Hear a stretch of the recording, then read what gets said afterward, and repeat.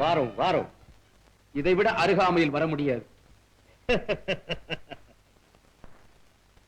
செல்லையாக்கிறவரே, உமது உள்ளத்தை தொட்டு சில உண்மைகளை அறிய வேண்டும்.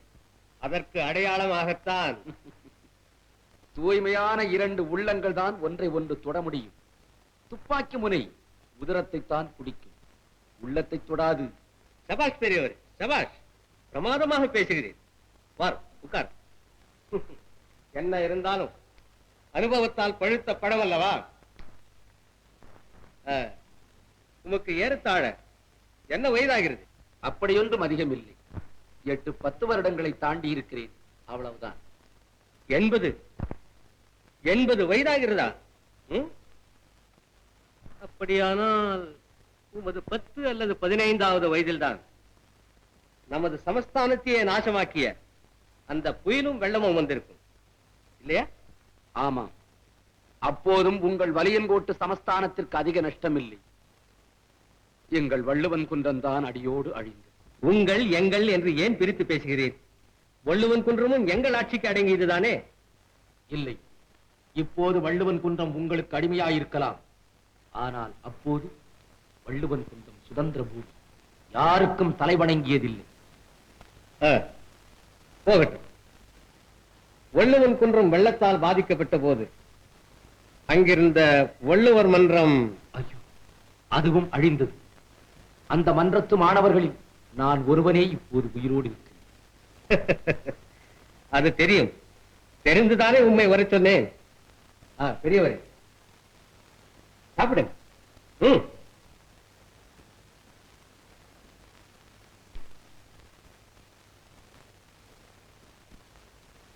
அந்த வள்ளுவர் மன்றத்தில் இதே போல ஒரு சிலை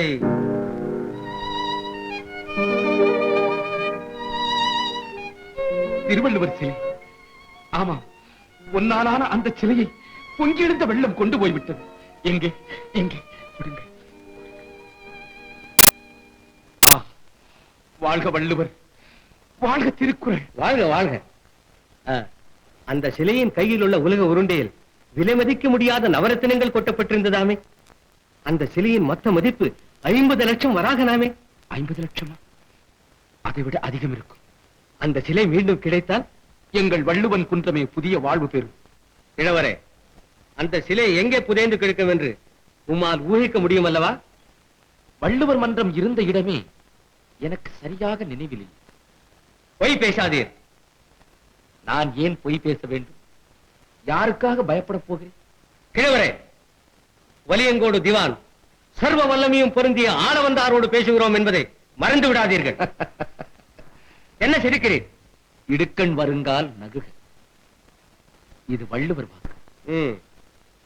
அந்த சிலை புதைந்து கிடக்கும் இடத்தை சொல்ல மாட்டீர்? எனக்கு தெரிந்தால் உம்மிடம் என்ன? இதுவரையில் நானே சும்மா இருப்பேனா?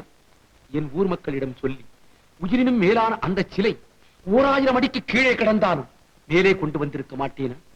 அப்படியானால் சிலையை பற்றி உமக்கு உத்தரவிடுகிறேன். உண்மையை சொல்லும்.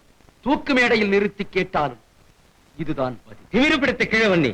திமிரல்ல இதற்கு பெயர், திருவள்ளுவன் தந்த உறுதி. உனக்கு மட்டுமல்ல, உன் குடும்பத்திற்கே கொஞ்சம் கொழுப்பு வைத்திருக்கிறது. உன் மருமகன்கள் இருக்கிறார்களே, 2 தடியர்கள், தங்கதுரை, தம்பிதுரை, அவர்களையும் ஜாக்கிரதையாக இருக்க சொல். வலியங்கோடு சமஸ்தானத்திற்கு எதிராக யார் வால் நீட்டினாலும் வட்டம் நறுக்கப்படும் என்பதை நான் சொன்னதாக அவர்களுக்கு உணர்த்து. தங்கதுரை, தம்பிதுரை, அவர்கள் கட்டவிழ்த்து விடப்பட்ட காளைகள், வானரங்கள் அல்ல, உமது இஷ்டம் போல் வாளை நறுக்குவதற்கு. வருகிறேன். கடைசியாக கேட்கிறேன், அந்த சிலையை பற்றிய உண்மை தெரியாது, தெரியாது, தெரியாது. தெரியாது? கிழப்பிணங்களை என் துப்பாக்கி கொள்ளாது. போ, ஓடிப்போ. கிழவன் ஓட முடியாது, மெதுவாகத்தான் நடக்க முடியும். உத்தரவை மாற்றிக் கொள்ளுங்கள். ஆ?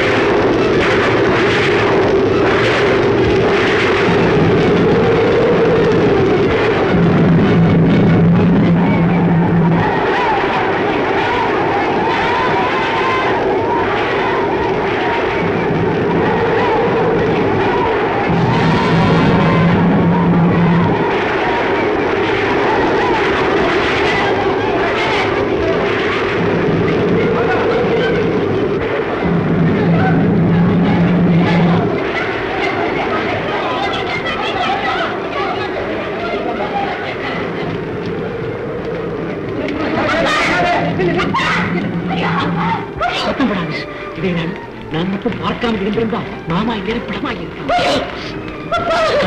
இறங்குவில்லை மாமா. இதை ராணி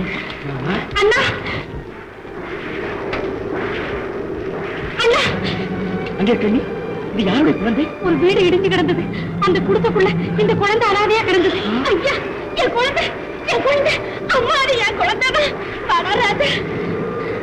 அம்மா, நீ நல்லா இருக்கணும். அங்கே கண்ணி, மாமாவை மெதுவாக எடுத்து சொல்லுங்க. ஐயா, எங்க வட்டாரத்துல 100 குடிசைங்க வெள்ளத்துல மிதந்து விட்டு.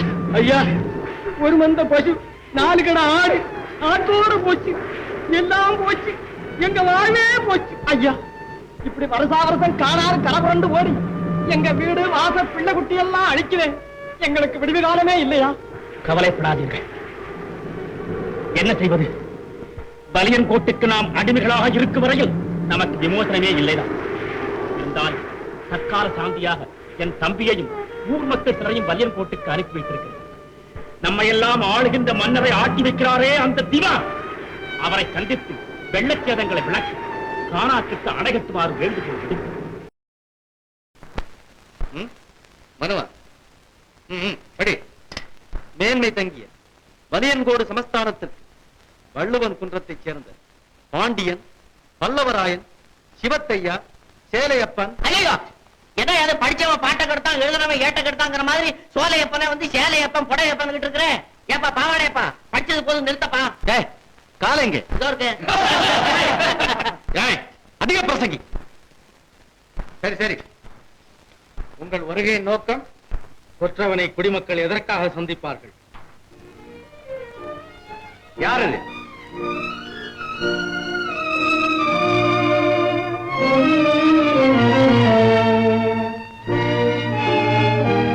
இங்கு கேள்வி கேட்க வேண்டியவன் நான், நீ அல்ல.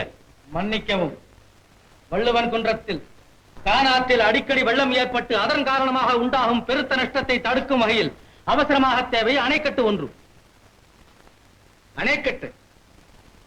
ஆம். ஒவ்வொரு தடவையும் அந்த வெள்ளத்தில் ஆயிரக்கணக்கான ஆடுகளும் மாடுகளும் ஏழைகளின் வீடுகளும் அழிந்து போகின்றன. வெள்ளம் வருவதற்கு முன்பே ஜாக்கிரதையாக இருக்க தெரியாதவர்கள் முட்டாள்கள். திவான் அவர்களே, பொங்கி வரும் புது வெள்ளத்தின் நுரைச்சுழலிலே சரித்திர பிரசித்தி பெற்ற சர்வாதிகாரிகளை சிக்கி சீரழிந்தார்கள் என்றால் இந்த சாதாரண மக்கள் எம்மாத்திரம்? கானாற்றுக்கு அணை கட்டுவதென்றால் அதற்கு பல லட்ச வராகங்கள் தேவைப்படும். அதற்கு எங்கே போவது? இனி நாங்கள் மன்னரிடம் பேச விரும்புகிறோம். மன்னர்? அவரை காண முடியாது. நீங்கள் ஏன் அருவமாயிட்டாரா? நீங்கள் போகலாம். இல்லை, மன்னரை எப்படியும் காண வேண்டும். அவருக்கு உடல் நலமில்லை. அவர் மலைவாசத்திற்கு போய் திரும்பிய பிறகுதான் காண முடியும். என்னது? மகாராஜா மலைவாசத்துக்கு போயிட்டு திரும்பி வர்றதுக்குள்ளாரே கிராமத்துல இருக்கிற பாதி பேரு பரலோக பிராப்தி ஆயிடுவாங்க போல இருக்கு. அதனாலே இன்னைக்கு நாங்க மகாராஜாவை பார்த்துத்தான் யாரப்பா? கொஞ்சம் கூறப்பா, நவரப்பா, என் சித்தப்பா. என்னையா நீ என்கிட்ட கொண்டாந்து கட்டி நிட்டு? தம்பிகளே, நீயும் உன் நாட்களும் பேட்டி காண வந்தீர்களா அல்லது கலகம் செய்ய வந்தீர்களா? இது கலகம் அல்ல, கலக்கம். அதுவும் உமக்கு. விரட்டுங்கள் அவர்களை.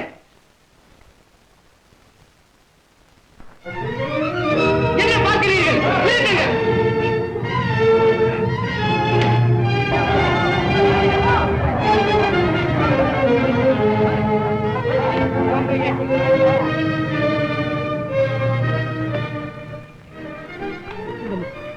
நான் எப்படியாவது மன்னரை பார்த்தாக வேண்டும். பார்க்கலாமே, போற பாதையில எவ்வளவு பேர் படம் மாட்டி வச்சிருப்பான், பார்த்துட்டு போ. இங்கதான் ஒரு பையனை உள்ள விட மாட்டேங்கிறான், மனுஷனா மதிக்க மாட்டேங்கிறான். நீங்கள் எல்லோரும் ஊருக்கு திரும்புங்கள். நான் எப்படியாவது மன்னரை சந்தித்து விட்டு வருகிறேன் என்று அண்ணனிடம் சொல்லுங்கள். அண்ணே தனியாவா? பரவாயில்லை, நான் கவனித்துக் கொள்கிறேன். அண்ணே ஜாக்கிரதை, மாட்டிக்காதீங்க அண்ணே.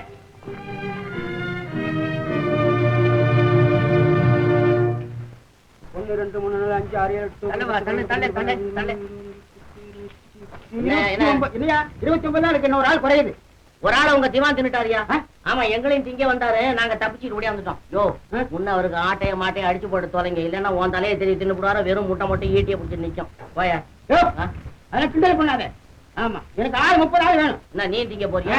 இது என்ன, அது சாமி வந்தவன் ஆட்டை கடிச்சு திங்கிறது மாதிரி இருமா. ஒருத்தரா மனுஷனை திங்க ஆரம்பிக்கிறீங்களே. யோ, உனக்கு எண்ணிக்கை தானே தேவை. இங்க பாரு, அப்ப எண்ணிக்கை சரியா இருப்பாரு. போப்பா. 1, 2, 3, 4 வேகமா போ. 5, 6, 7, 8, 9, 10, 11, 27,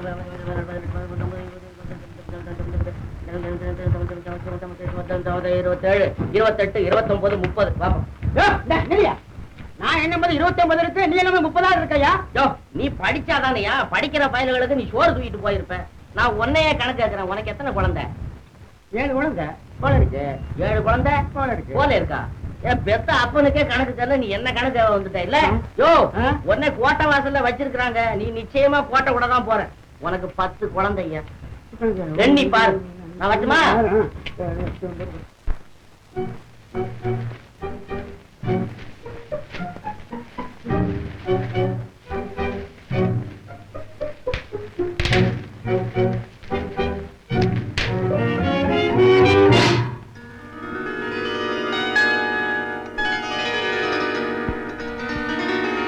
யார்?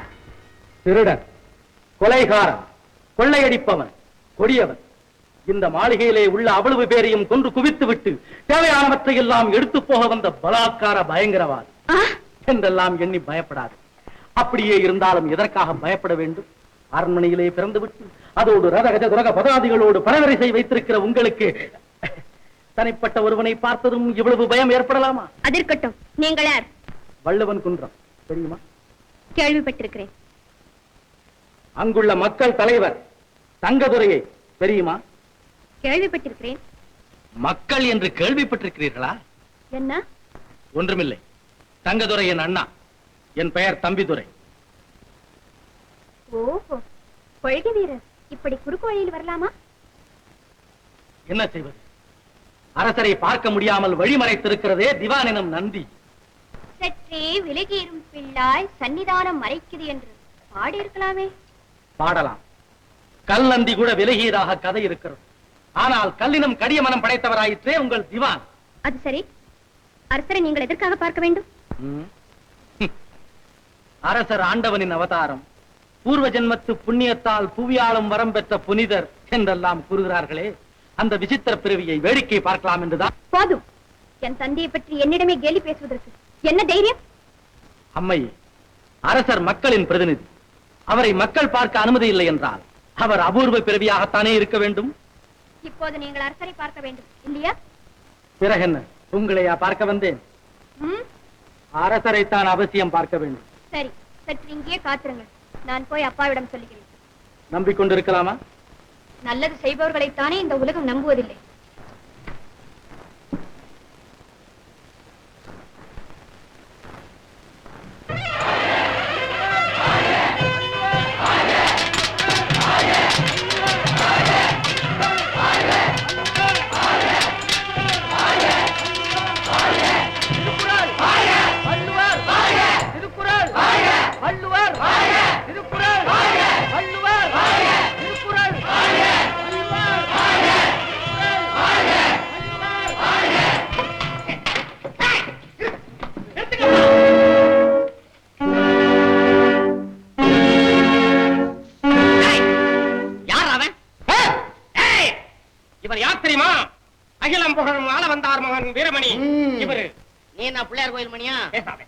உங்களுக்கு என்ன வேண்டும்?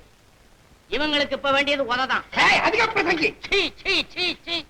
கையடுறா. இங்க இருந்து கையை நீ எடுக்கிறியா இல்ல இங்க இருந்து கையை நான் எடுக்கட்டுமா? அமைதி, அமைதி. என்ன ஒரு நாளைக்கு நாங்கள் சந்தோஷமாக இருப்பது கூட உங்களுக்கு பிடிக்கவில்லையா? வலியன் கோடு உத்தரவு. உடனே வள்ளுவர் சிலை எங்களிடம் ஒப்படைத்தாக வேண்டும். என்ன விபரீதம்! சிலை வள்ளுவன் குண்டத்துக்குத்தான் சொந்தம் என்று உங்கள் திவானிடம் ஆதாரபூர்வமாக சொல்லி இருக்கிறேனே. விளக்கங்கள் எதுவும் தேவையில்லை. வெள்ளுமலை வீரர்களே, சிலையை கைப்பற்றுங்கள். வாருங்கள், வெல்லுங்கள். நெருங்காதீர்கள் சிலையை. நெஞ்சிலே உரம் இருந்தால் இந்த கோட்டை தாண்டி வாருங்கள், பார்க்கலாம். வாங்கப்பா. அண்ணா அண்ணா அண்ணா, வேண்டாம் வேண்டாம். இந்த சின்ன விஷயத்துக்கு நீங்க 2 பேரா தயவு செய்து ஒதுங்கி இருங்க. இந்த பயலுங்க தலைய கிள்ளி தென்னை மரத்துல மாட்டி தேங்காய பறிச்சு உடல்ல மாட்டி அனுப்புறேன். ஏண்டா பேசாம இருக்கிறேன்? பழியங்கோட்டை உத்தரவிடா. என்னடா நாட்டில் நிரம்பில்லாம பேசுற? அடிங்கடா.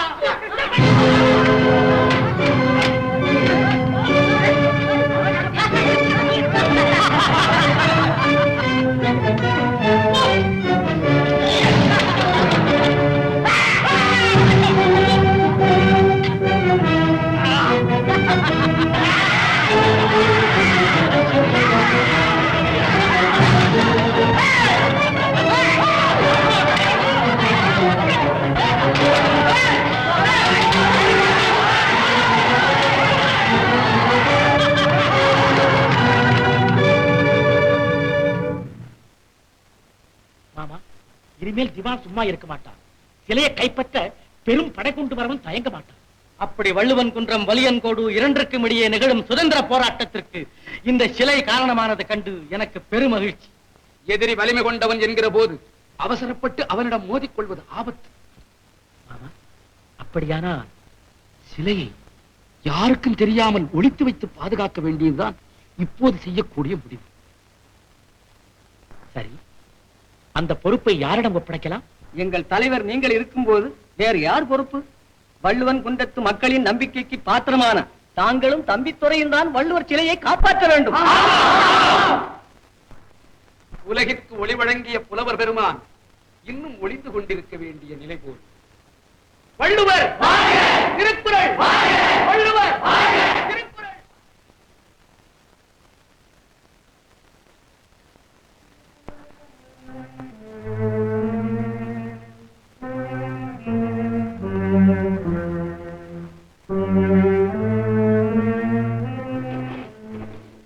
என்னடி இவ்வளவு அவசரம்? இளவரசி, நமது வீரமணிக்கு வள்ளுவன் குன்றத்திலே மாபெரும் தோல்வி, மகத்தான தோல்வி. அப்படியா?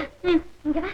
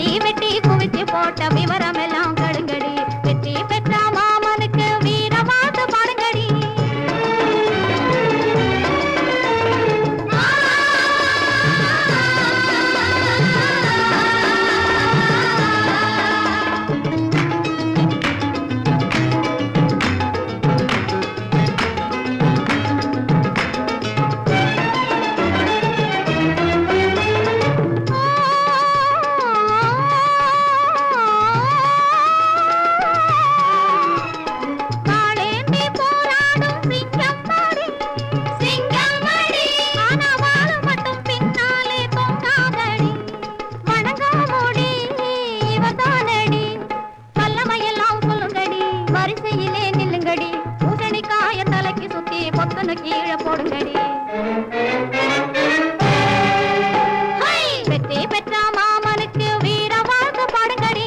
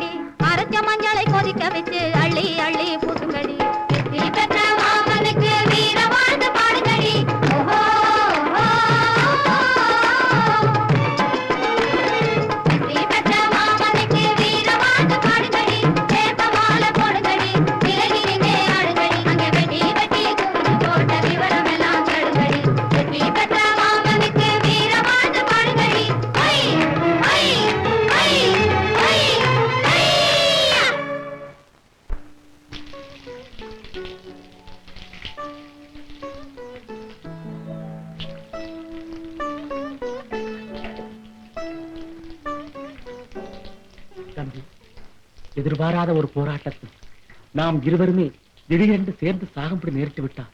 அதன் பிறகு இந்த சிலை இருக்குமிடமே உலகத்திற்கு தெரியாமல் போய்விடும். அதனால் இந்த ரகசியத்தை இன்னொருவருக்கும் சொல்லி வைக்கலாமா? வேண்டாம் அண்ணா. இந்த சிலையை பற்றிய முழு பொறுப்பும் நம்மிடமே இருக்கட்டும். தாங்கள் நினைப்பது போல் எதிர்பாராமல் எந்தவித போராட்டமும் வந்துவிடாது. அப்படியே வந்தாலும் அந்த போராட்டத்தில் நான் தான் சாவேனே தவிர தங்களை சாகவிட மாட்டேன் அண்ணா.